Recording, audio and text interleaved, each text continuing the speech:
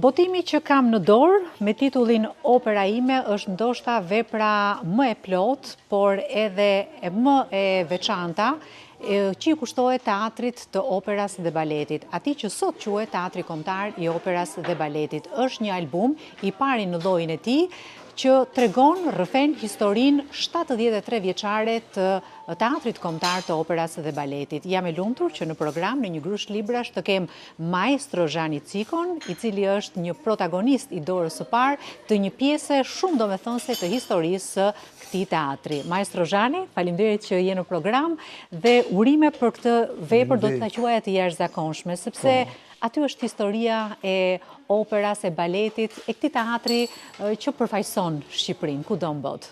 Ashtu është njerë ka të bëjë me krenarinë e kulturës shqiptare, ngritja e një institucionit të tillë që ka qenë ëndër e lashtë të parëve të muzikës në Shqipëri, në cilën dhe jam rritur dhe unë.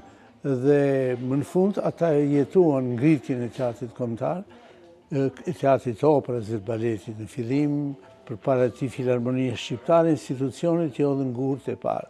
Më vonë shkollat prodhuan, vajtjet jashtët, talenteve më të mira u kthyen, brezat të tërë u ngrit teatri ynë i operës dhe baletit. U zhvillua rruga, pati zhvillime pozitive, pati dhe hapa mbrapa, siç ishte periudha e atyre viteve, dhe më në fund erdhi një kohë tjetër në të cilën gjërat shikoheshin më objektivisht, flitesh edhe për vite të cilat nuk ishin përmendur, flitesh edhe për personalitete të cilët dikush prej tyre qëndronte, dikush nuk ishte rezistuar kohës, dhe erdhi një periudhë ku unë me propozim të qeverisë kryeministrit Fatosnano, mora drejtimin mbas një rrugtimi të gjatë dhe në vendet e tjera në Teatrin Kombëtar të Operës dhe Baletit. Këtu fillon dhe kapitulli. Dhe në fakt vepra titullohet Opera ime sepse i kushtohet kësaj periudhe 10 vjeçare, dhe është një periudhë gjatë kur ju keni drejtuar Teatrin e Operas dhe Baletit nga 2003 deri në 2013. Ka një diçka që opera time ka brenda dhe pak humor, sepse opera ishte e shtetit. Edhe artistat ishin të kombit ton, ata çdo njeri që ka hipur edhe njerë në skenën e operës, qoftë edhe një student që ka qenë figurant në një shfaqje, është pjesë e kësaj historie dhe i këtij monumenti 10 vjeçar që ka, si thuash, ka shpërthyer disa kufi dhe ka shtruar disa ide të reja, siç vazhdimisht ndodh në përgjithësi secili lën një gjurmë. Unë jam përpjekur me modestim shumë për të nderuar ata që kanë punuar me mua dhe që janë dhe ata autorët e kësaj vepre, gjithashtu edhe ata të cilët kanë besuar tek unë dhe më kanë, si thua, stimuluar në punën time, dhe e gjithë kjo deri në momentet që pastaj dhe unë dola në pension, si gjithë njerëzit, por pensioni për mua nuk ka qenë pension i shkëputjes, po ka qenë dalja në krijimtarit lirë. Kur ti gjen shumë gjëra tjera që si ke bërë gjatë jetës, ti bësh, ti çosh edhe të përshtatesh në kushte të tjera, pa pasur shumë, si thuash, mbrëmje të ndërgjegjes ose tjera gjëra. Maestro Zhani, ju keni shkruar një libër shumë të veçantë, sepse vërtet keni rrëfyer 10 vitet tuaja në drejtim të Teatrit Kombëtar të Operës dhe Baletit, por keni bërë në çdo sinops të çdo pjese që është dhënë në skenë, të çdo koncerti aty, edhe një historik, duke sjell detaje, duke sjell emra që për publikun e gjerë ndoshta nuk njihen dhe edhe për ata që janë profesionistë ndoshta janë harruar. E vërtet është, shiko, domethënë njeriu në rast se don që të vlerësosh punën tënde, nuk mund ta vlerësosh vetëm ti. Domethënë ka një opinion, ka një jetë e brendshme e institucionit, ta thonë ose nuk ta thonë në sy, se sa është vlera. Po ti në rast se ngren dhe ti flet edhe për një zhvillim të teknologjisë së operës, siç ka ndodhur tek ne, ose krijon një rubrik e cila, si thuash, plotëson një aspekt social të vendit në ato kushte, ose ngren një problem me një vepër që ti edhe aktualizon e sjell në kohën tonë sepse idetë e saj janë përquar edhe 200 vjetë mbas një vepre, si që ka raste tjera. Ose synon të veprat të cilat emancipojnë edhe muzikantët shqiptarë, edhe të tjerë përveç publikut, veprat të mëdhaja të kulturave ndryshme. Një teatr që jeton vetëm me veprat populiste, heq njërën vetë motrën e saj, pas kësaj një që mos formon të embra, dhe të një kulture sa do e madhe tjetë. Pastaj, ka styre grand operave, këtyre shfaqjeve të mëdhaja, që edhe skenat e mëdhaja teatrore, ne duhet i kishim në repertor për arsye se ne jemi opera e një kombi. Në atë kohë, tash ka dhe në një shfaqje operistike aty këtu në Beqefi, por akoma janë në hapat e para që entuziazmi i mban në këmbë, kurse opera tonë ka një biografi të sajën vërtet shëshquar. Dhe duke menduar se në kushtet në cilat të shkrijuar shpesh të mbyllura, pastaj një hapje, pastaj çorientime, është ngritur dhe një kulturë shqiptare operës dhe baletit shqiptar, dhe kjo është gjë e madhe, e cila mund të trajtohet, nuk ka vepra që janë të dëmshme, absolutisht, sepse kompozitorët, leteratë janë përpjekur të bëjnë më të mirët në kushtet e një zhvillimi të një arti që kishte edhe aspektin progresiv të tij. Po, Maestro Zhani, ta nisim që nga fillimi historinë e operas dhe baletit shqiptar. Shfaqja e parë operistike, opera Rusalka, daton 28 nëntorin e vitit 1953. Këtu zëfill gjithçka. Dëshira ishte të nisej me La Bohemën e Puccinit, por ishte e pamundur dhe nisi me këtë pjesë. Tamam kështu është. Unë, artistët janë gjithmonë idealist. Dhe në ato vitet e mbasëshirimit, sigurisht që ky brezi këtyre plejade, këtyre artistëve të vjetër, fillojnë për koincidencësh edhe me Timat që ishte më i vjetër nga këta, pastaj me radhë këto sopranot, tenor, Antoniu të tjerë, pastaj Maria Tefta e Giuseppina Kosturi e tjerë. Por ama, të gjithë këta menduan që një opera më e përshtatshme do të ishte opera Bohem, që tregon jetën e artistave në kushtet e një shoqërie të lirë në Paris, po që edhe zhvillimi i artit ka një konkurrencë të madhe dhe s'është as pak i lehtë, edhe ngjarjet atje. Mirë po, ishin vitet e para mbashkërimit, miqësia e ngrohtë me Bashkimin Sovjetik nuk mund të bënte këtë që zgjidhesh një vepër e Puccinit. Dhe nuk mund ta anashkaloj. Dhe erdhi, si thuash, e imponuar një çik, por entuziazmi ishte madh dhe të gjithë këta vunë çmos që opera Rusalka e Dargomishskit, janë dy, është edhe një e Dvoržakut, po kjo e Dargomishskit, që ishte kompozitor rus, të vijë në skenë dhe këtu filloi historia. Ju shkruani se nga viti 1958 deri në 1965 ligjet dhe propaganda nuk ishin aq të rrepta, kështu që në teatrin e operës dhe baletit pati një frymëmarrje. E vërtet është. E vërtet, madje më kujtohet një shfaqje të bëheshin tek teatri popullor, atje, teatri kombëtar në fund që ishte. Pastaj kaluan në ndërtesën ku sot është Universiteti i Arteve, që ishte salla më e madhe, ti ishte mbledhur kuvëndi i parë, ishte fillimisht edhe një sallë politike. Atje u krijua dhe liceu artistik në fillim, 46-ën, atje u krijua dhe opera pastaj, dhe u bën shfaqjet nga teatri kombëtar, u bën këtu të parat Rusalka, këto u shfaqjen atje, pastaj erdhën këtu. Kushtet ishin më të mira, kishte ardhur një brez tjetër këngëtarësh që erdhën që studiuan në vendet lindore, kryesisht Bashkimi Sovjetik, po edhe në vendet tjera, dikush në Rumani, në Bullgari një pjesë, në Poloni, edhe në Poloni më pak këngëtar, kryesisht në këto vende ishin, sepse edhe shkollat ishin konsoliduara më shumë. Edhe në Hungari pati gjithashtu, të gjitha këto sollën një prurje dhe u bë mundur që të bëhen shfaqje të mira, të ketë, si thuash, një kulturë dhe madje edhe gjithçka në sallën këtu të Universitetit të Arteve ndryshoi. Për shembull, atje kishte që kur pritesh publiku, të gjithë të veshur me uniformën e tyre, me uniformat të stiluara bukur, kishin fare elegance, dhe publiku i Tiranës, me gjithë që ishte duke si larg shumë kjo qendër në atë kohë, vinte atje me dëshirë. Pastaj filloi ajo që ju e quani jeta autarkike, nga viti 1965 deri në 1971, dhe mandej nga 71 deri në 73 ka një panoram krejt të veçantë, ku duket sikur jeta artistike dhe muzika shkonte në ka të kundërt me zhvillimet politike. E vërtet është, pse ndodh kjo?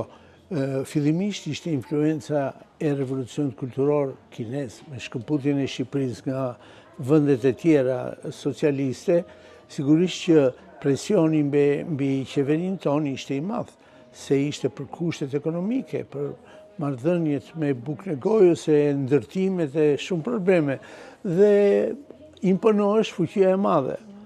Këtu ndodhi diçka në kohën në 67-ën, kur unë fillova punë në orkestrën e operas, dhe mbas pak kohësh filluan të ndihen, mbas 3-4 vjetë, ato kanë qenë vitet më të vështira, se uoj që gjithë repertori uoj, 500 veta vini vërdall me 3 shfaqe, me operën Mrika, baleti Alileria dhe detashmenti Kuqikarëve, një balet kines.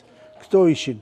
Më pastaj u pasi e domosdoshme që të kishte një diçka tjetër, sepse prirjet nuk ishin tilla që Shqipëria mos njifte veprat klasike, si që ishin këto. S'kishin qenë asnjëherë tilla, kishte treguar. Atëherë duhesh pa guxim. Dhe unë, që s'kisha çumbisja kaq shumë, sepse derisa pyesin, unë isha nga ato që ngritej farflamuri dhe thash që po, brenda ideologjisë tonë edhe veprat klasike i shërbejnë, veprat përparimtare, madje u shkua deri atje sa që të thohesh edhe nga veprat e shekullit 20 që ishin totalisht të ndaluara. Atje ka vepra përparimtare, pse mos i vjen, dhe ashtu ishte vërtet. Kjo ishte që të zhvillohesh ëndrat tonë për të pasur një mundësi, sidomos ne që mbaruam shkollën në atë kohë, kishte artistë të mirë, të ri e tjera këto, që deshim të tregojmë 16 vjetë që ke studiuar violinë, ti don të performosh, të bësh qoftë edhe me vepra shqiptare dhe thua. Dhe aty vjen goditja, dhe një goditje që ka prekur edhe shumë artistë të tjerë dhe që ju i keni përmendur në këtë vepër. Është vërtet këtu erdhi sepse në atë famozën që ndodhi historia me festivalin e 11, i cili ishte një surprizë e madhe, se deri atëherë jeta kishte filluar të marrë ca trajta të tjera, sigurisht brenda normave, por në këtë moment filluan gëluan, të themi, ato gjërat e zeza në shpirtin e njerëzve. Sidomos njerëz që kishin humbur çik influencën e tyre, nuk kishin më atë influencën e madhe, kishin pasur më se po dilnin kuadra të tjera, zëvendësoheshin. Unë vura pa qenë kuadër partijak, pa pasur lidhje familjare të fuqishme, domethënë me këtë, atëherë u zgjodha drejtor artistik i operës në atë kohë, në moshën 25 vjeçare, një gjë e rrallë në historinë e muzikës, absolutisht edhe sot e kësaj dite. Edhe pikërisht nga ky guxim, se më thash që duhet kemi mirë, po kishte edhe njerëz tjerë të cilët po humbisin influencën, atëherë këta thurën diçka, në fakt një jo të vërtet, plotësisht, në intencionet e vetë, dhe kjo më bëri që të largohesha për 6 vjetë nga teatri operës. Gjë e cila më shërbeu në marrëdhëniet e mia, tregova forcën e karakterit tim për të mos të deformuar dhe për të punuar, po me zell që kisha punuar dhe në teatrin opera, pavarësisht se ishte një zonë naftëmbajtëse, si zona e Patosit, ku gjeta miq, shok, dhe më kujtohet ka qenë titulli i një filmi çek të veçantë, kudo jetojnë njerëz, edhe njerëz të mirë madje. Dhe këtu jeta e njeriu zhvillohet në një drejtim tjetër, që ty të duket sikur jeta jote profesionale mori fund, në fakt nuk mori fund, po zhvilluar në një rrugë që dhe unë si kisha imagjinuar. Maestro, historia e teatrit, operas dhe baletit ecën paralelisht me historinë e Shqipërisë. Vinë vitet e vështira 91-2003. Ju shkruani, pas rënies së sistemit të atrofizuar, tendenca drejt ristabilizimit të raportit klasik kombëtar ishte në rend të ditës. Krahas kësaj u bën dhe u aprovuan një sër ligjesh dhe rregulloresh, të cilat u orvatën ta futnin teatrin në rrugë krejt të re dhe jo të parezikshme rrezikshme për atë kohë në rrugën e tregut dhe të konkurrencës së lirë. Artistëve të ndodhur në kushtet e një ndryshimi drastik financiar dhe social s'u mbeti gjë tjetër veç se të mbijetonin në atë që u quajt tranzicion dhe nis kështu eksodi jo vetëm i të gjithë shqiptarëve, por edhe i këtij komuniteti të nderuar të artistëve. Ne bile në historinë e muzikës shqiptare ka dhe një operë të veçantë për këtë periudhë, që është opera Aleksandër Peçit Oirët, një opera që merr gjatë udhëtimit në kanalin Otrantos me një gomone, atje zhvillohej gjithë ngjarje interesante, veçantë dhe muzika shumë interesante që unë kam pasur fati ta drejtoj jashtë teatrit, u shfaq me një kompani artistash, edhe është shfaqur edhe jashtë madje, dhe fenomenet artistike gjejnë se si gjejnë edhe mpleksen, vinë në teatr në një mënyrë ose në një mënyrë tjetër, po kështu edhe vepra klasike cilët ritrajtohen. Për shembull, disa shfaqje kemi ritrajtuar ne. Për shembull, po themun një opera Rigoletto, që është aty një nga edicionet e Rigolettos. Ka pasur 2 edicione në këtë periudhën që isha unë opera. Njëre ishte një rivënie historike, se ka qenë një nga shfaqjet më të bukura të realizuar në skenën tonë me regjinë Luigi Gurakuqit, edhe këngëtarët më të mirë që ishin në atë kohë, Ramis Kovaçi, Avni Mula, Nina të tjerë, dhe ne rive me dekorin e Shaban Hysës, atër gjetëm bocetet e Shaban Hysës dhe ringjallëm skenën. Dhe bëm paka shumë dhe me regjinë, që ishte nga skicat e Luigi Gurakuqit, një rivënie historike e veçantë kësaj, siç është shfaqur në atë kohë. Dhe madje ishin gjallë një pjesë e tyre, dhe në fund në skenë unë gjitën artistët e kastit të parë, unë gjitën në skenë edhe takuan këtë kastin e dytë aktual që ishte tek ne. Më pas u bë një rivënie tjetër në kohën tonë me veshjet e kohës të kësaj, të flasim gjithmonë për operën Rigoletto. Po kështu ka pasur edhe rivënie të tjera, një rivënie tjetër e dytë ka qenë opera Turandot, një grand opera e madhe. Edhe këtë e kemi vënë. Maestro Zhani, megjithatë në 2003, kur ju viheni në drejtimin e Teatrit Kombëtar të Operës dhe Baletit, vendosi që të vini operën tuaj të parë La Bohème. Po. Për të si një homazh edhe për 50 vjetorin e Teatrit Kombëtar të Operës dhe Baletit. S'kishim pse mos ta, si thosh, realizonim një dëshirë, kudo që e shihnin ata, dëshirën e tyre dhe ishin rolet, ne e bëm me një rivënie të marrë nga Teatri Operës së Romës, që na lejoj ta marrim produksionin dhe madje në mënyrë gratuitet, pa asnjë lloj pagese, dhe këtë disa herë kemi bërë. Atje ka falënderime pa mas që për shumë gjëra, në disa teatro bazë që ishte, si që ishte Opera Romës, si që ishte Teatri i Sofjes, si që ishte Teatri Kroat për baletin Bajadera e tjera. Dhe pastaj vjen një 10 vjeçar i ardë, do t'a quaja unë, për Teatrin Kombëtar të Operës dhe Baletit. Ju vut në skenë premierën, e quani premiera e premierave, ëndrrën e traditës koreografike klasike, Liçenin e Mjelmave. Mandej, opera dhe balete, Arthyesi, Turandot, Rigoletto, Traviatën, Faustin, Madame Butterfly, Flauti Magjik, Carmen, Tosca, Paganini, Aida, Fidelio, La Silfid, La Curici Natës, Il Trovatore, Berberi i Seviljes, Carmina Burana, Lucia di Lammermoor, Triptiku, Norma, Falstafi, Salome, Manon Lescaut, Zorba, Vejusha Gazmore, Caravaggio, Romeo dhe Julieta, Giseli e shumë të tjera, se nuk po përmend koncertet e shumta, festivalet, të gjitha ato aktivitete që i ka mbuluar Teatri Operës, dhe ndërkohë edhe disa muzikalet famshme, siç ishte West Side Story, Chicago, Kiss Me Kate apo Moulin Rouge. Vërtet. Shiko, unë, dhe më thënë, fati ka qenë i tillë që kam pasur mundësi të kisha informacion se ç'bëhet në teatret jashtë. Dhe kur kam parë jo skale me këto, si me ato, këtë muhabet kishim ne në shtëpi, me timat, me dajën tim, Zoraqi, se që vishin të djelave, muhabetet, jo Verdi, jo Çajkovski, jo ky, jo Skale, jo kjo çfaqe kam qenë në premier, jo Toscanini, jo ky, këto muhabete. Mirë po, erdhi një periudhë që këto gjëra kishin mundësi. Atëherë, unë njofta dhe veprimtarin, së pari isha një vizitë në Rumani dhe pash atje, më pas përfitova shumë se kishin konceptuar ato, më pas kalova dhe në Sofje. Edhe në teatrin e Sofjes dhe ati gjeta miq që më...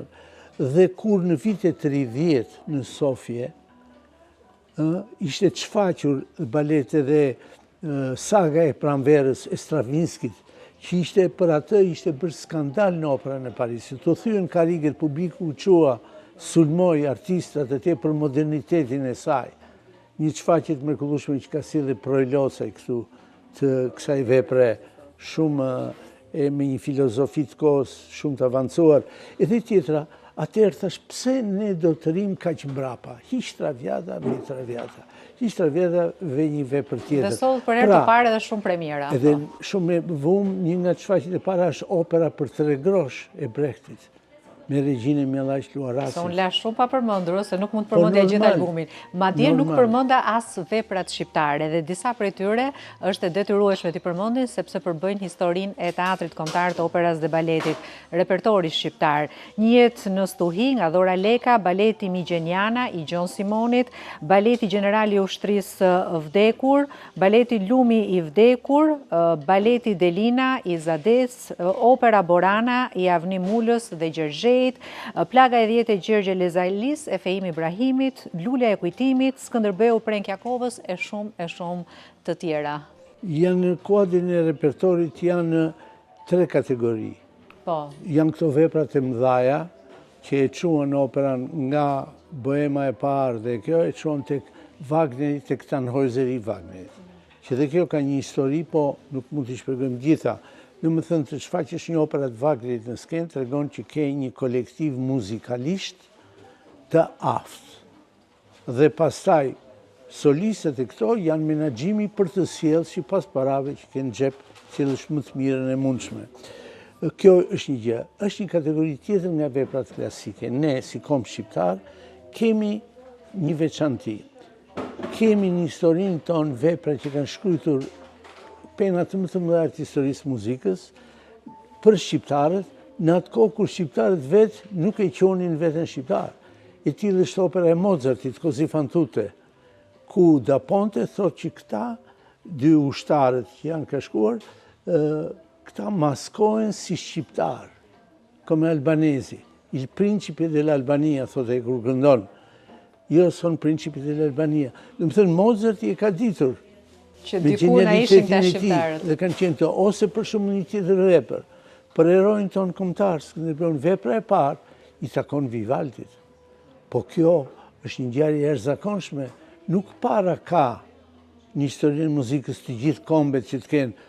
Rusi ka shkruar për rusët, për Boris Godunovin, për Ivan Suzaninin, për Eugen Onegin e të tjerë. Por që një virtuos si Mozart, si Vivaldi të ketë shkruar për Skënderbeun në Sharav. Skënderbeun dhe për motive shumë të përcaktuara, kur kam studiuar historinë dhe kam gjetur pse, sigurisht këto ishin projekte të veçanta ato, ose për shembull opera për Ali Pasha von Janina e Lortzingut. Lortzingu është nxënësi i atij që ka krijuar operën gjermane, Karl Weberit. Është Lortzingu, një tenor edhe kompozitor. Ai veprat e parë ja ka dedikuar Ali Pash të Pelenës dhe ne kemi vënë skenë. Këto janë gjëra të ralla dhe turisti që vjen, po të shofi Traviatën, ojdi, brindisi Traviatës, po, largohet. Ndërsa, kur thua ti Ali Pasha von të Pelene, aty ka thënë diçka tjetër ose Vivaldi nuk e din që ka shkruar këtë opera. E këto ishin operacione të rëndësishme kulturore që kanë të bëjnë me veçantinë e teatrit tonë. Pastaj vijnë vepra shqiptare. Po, dhe vepra shqiptare. Maestro Zhani, ky album nuk është vetëm një histori e teatrit kombëtar të operës dhe baletit, por edhe e të gjithë atyre artistëve që kanë punuar. Në një farë mënyre, ky libër është një panteon i emrave të shquar të asaj skene. E vërtet është. Ati e shiko, ati mendoni që një nga çfaqjet e bëra me shumë dashuri, po për motiv tjetër. Është dikun muajin mars të 2004, është Elezir d'Amore. Elezir d'Amore, këtu kene ka një arje të famshme, që ajo s'ka njëri që ka shkon në për që njeh jetën, una furtiva lacrima, arje e tenorit. Të gjithë tenorat që shkojnë në liceun artistik që i vjen mosha, shkojnë në akademi, konservator, të gjithë e kanë kënduar. E kanë të detyrueshme. E kanë kënduar në një rast ose një tjetër, kush ka dhe zërin e përshtatshëm. Ndërsa Çfaqja nuk ishte vend tek ne, asnjëherë. E mendova ta vej, por ama, krahas artistëve tonë më të mirë të teatrit që morën pjesë, për herë të parë prezantova Sajmir Pirgun, Gzim Mushketën dhe Ermonela Jahën, të cilët erdhën për herë të parë dhe u habitën kur unë i mora në telefon dhe i thash, fal, ju jeni me zore gjeta numrin e këtyre njerë të telefonit.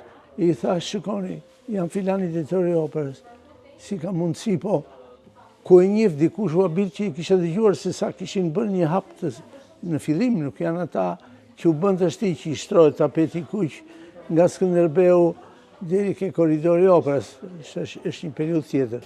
Dhe kjo është gjë e madhe, ose Inva Mula për shembull që na duroi një shfaqje të madhe, siç ishte Prallët e Hoffmanit, që është një vepër e komplikuar dhe nga pikpamja filozofike, dhe ajo është e përbërë, është një triptik, 3 akte të ndryshme që kërkojnë soprano të ndryshme. Dhe Inva i bëri të 3 rolet, që këtë mund të bëj vetëm një rast i rallë dhe teatrot nuk t'i japin këtë mundësi. Këndoj edhe koloraturën, kukullën, këndoj edhe një personazh tjetër, pas edhe tjetër që është dramatik.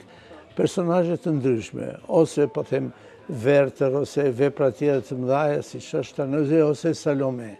Salome është një titull filozofik. Maestro Zhani, ju sot thatë keni lënë keni dalë në një kuptim në pension, por jo plotësisht, sepse vazhdoni aktivitetin, do të keni surpriza sërish për skenën shqiptare.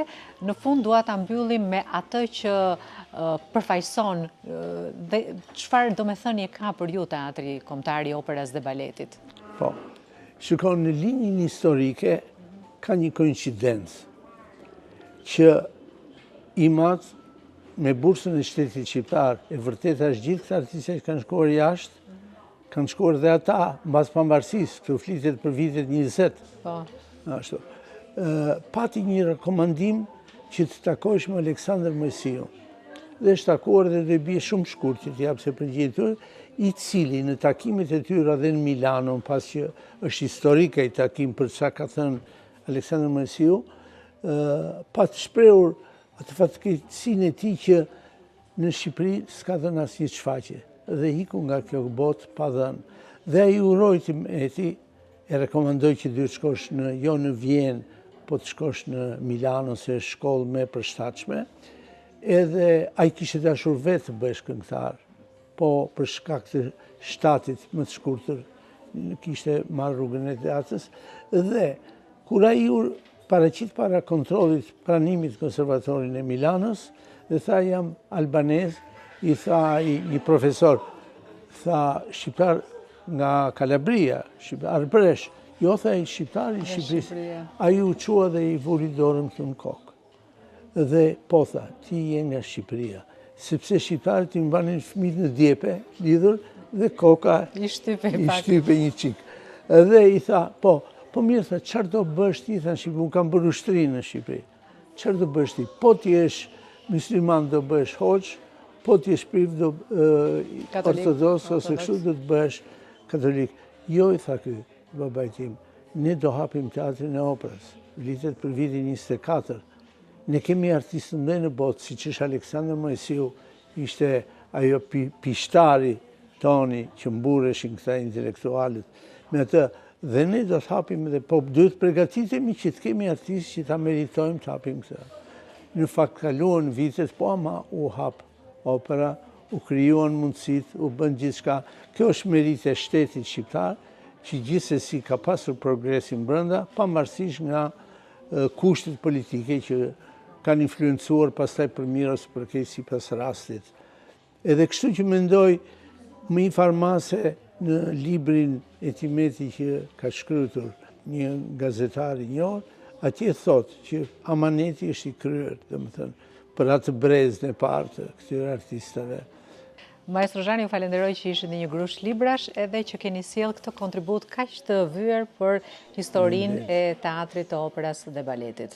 Faleminderit Beti, me kënaqësi në këtë ambient të bukur edhe me ty që kemi gjithmonë një njohje pra nëpërmjet radios që na ka bashkuar hershëm. Faleminderit shumë. Shëndetje.